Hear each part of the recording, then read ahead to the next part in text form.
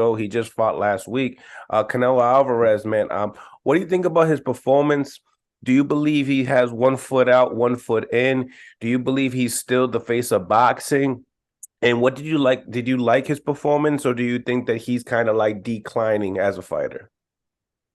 Well, I didn't really see the fight all the way. I seen bits and pieces of it too.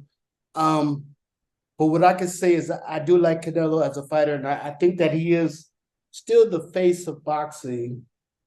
Um, Outside of Davison, Davis. I mean, but I'm not sure if he's declining as well. Maybe he's reached a plateau where he's leveled off, you know.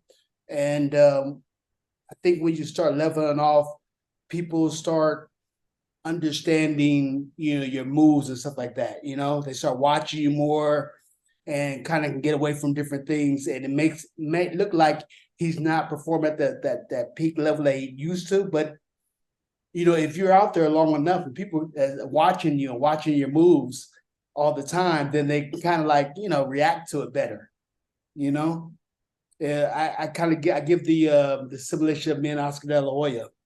Like Oscar De La Hoya, people didn't know who he was. They didn't know he had that left hook. He had that pretty face. And they're like, oh man, I'm gonna walk to him, whop, and get dropped real quick. They didn't know. Me growing up with Oscar, I knew that left hook. I knew the right hand. I knew all that.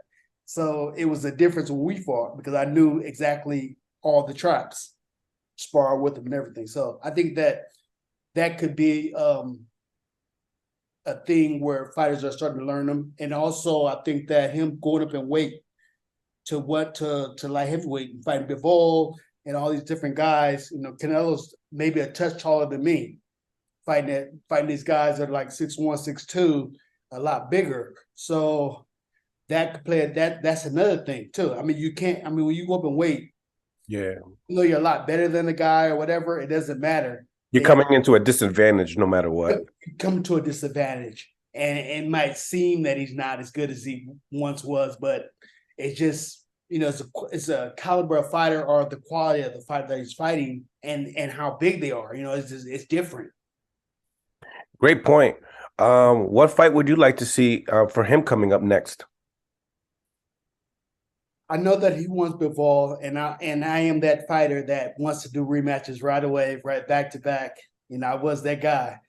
I think the fight he did, was a safe fight, and the guy was, he wasn't bad. He was strong, whatever, but it was more safe.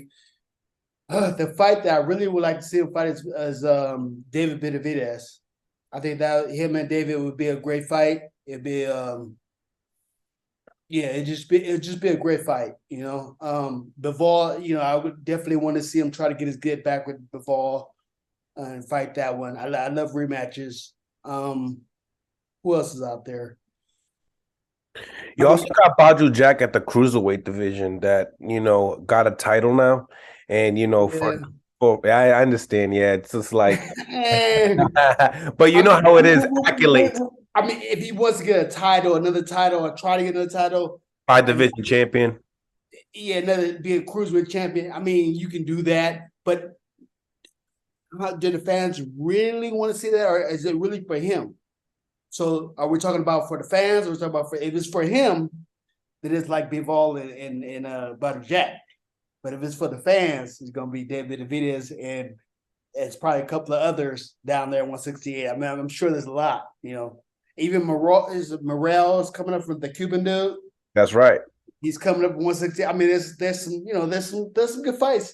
He don't have to fight it like heavy. He can go to 68 and he can have all he wants. Correct. He's already coming into that disadvantage, and you're already feeling yourself in that division. Yeah, I Yeah. completely agree. I completely.